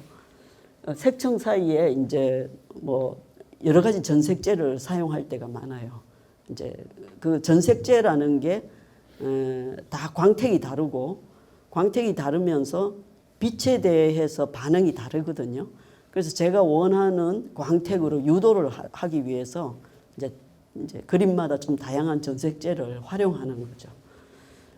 그래서 이제 이렇게 그 재료 중에도 이제 염료와 안료를 사용해서 이게 완전히 다른 진료거든요. 염료는 투명하고 스며드는 것이고 안료는 입자 그 몸이 있는 거고 불투명하고 돌출합니다. 그래서 안료는 반드시 전색제로 접착을 시켜야만 돼요. 근데 염료는 분자끼리의 결합이에요. 분자의 결합이에요. 그래서 염료에다 물을 부으면 연해지지 뭐 안료는 그런 안료하고 반응이 전혀 다르잖아요. 그런데 요걸 이제 고려불화에서 제가 발견해 가지고 이 염료를 제 작업에 적용을 하면서 정말 생각지 못했던 신세계를 제가 만나게 됐거든요. 그래서 저녁 밤이 돼도 집에 가서 잘 수가 없는 거예요. 계속 여기 머물고 싶은 거예요. 근데 이제 하고 싶은 대로 다 하면 그 다음 날 이제 작업을 못 하니까 너무 아쉬워하면서 이제 집으로 돌아가서 다음 날 아침이 되기만을 기다리면서 또 그 다음 날 막 무슨 연애하는 사람처럼 재료와 연애를 한 셈이에요, 제가. 그래서 그때의 환희는 정말 잊을 수가 없어요. 그 염료가 보여주는 신세계. 염색도 배우러 다니고 뭐 그러기는 했지만 제가 그림에 염료를 쓴다는 생각을 못 했거든요. 그런데 이제 수채화 물감이나 동양화 튜브 물감을 보시면 빨간색이 2개예요. 근데 대부분은 빨간색이 왜 2개냐는 것에 대해서 의문을 안 가집니다. 빨간색이 2개인 이유는 하나는 무기안료고 하나는 유기안료예요. 하나는 염료성 안료거든요. 그래서 그 2개를 만들어 놓은 게 청색도 마찬가지예요. 그 염료성 안료가 있고 그냥 무기안료가 있어요. 그런데 이제 대부분은 그 생각을 안 하죠. 그게 왜 빨간색하고 청색이 두 가지인지 그거를 생각을 안 하시더라고요. 그걸 알고 그 특성을 알고 사용하시면 뭐 수채화나 그 워터컬러 작업을 할 때도 좀 더 다양한 작업을 하실 수 있으세요. 그리고 이제 기름과 물이라는 것도 이게 전혀 이질적인 재료잖아요. 근데 이 이제 상극의 물질들을 상생으로 이끌어내는 거죠. 저의 감각을 통해서. 그래서 이질적인 물질의 청이 상호작용하는 과정을 지각하며 색청을 쌓아간다. 변화를 지속적으로 감지하면서 감각을 통해서 조율하고 하나의 색 공간으로 통합을 한다. 요게 이제 제 작업 과정입니다. 그 DNA 발현, 뿌리 미학의 현대화, 그림 그리는 일은 물질인 재료를 느끼고 교감하는 과정, 재료의 언어를 새겨듣는 과정, 물질과 동화되어 가는 과정이다. 작업 감상을 하면서 작가와 감상자가 함께 정화감을 지닌다. 전통회화의 기법 사용은 전통회화의 물질관을 현대적으로 확장하는 것이고 물질과 감각의 상생을 통해 형성되는 생태적 세계장이다. 한국화 새로운 길을 그리다. 나는 생각한다 고로 존재한다가 아니고 나는 느낀다 고로 존재한다.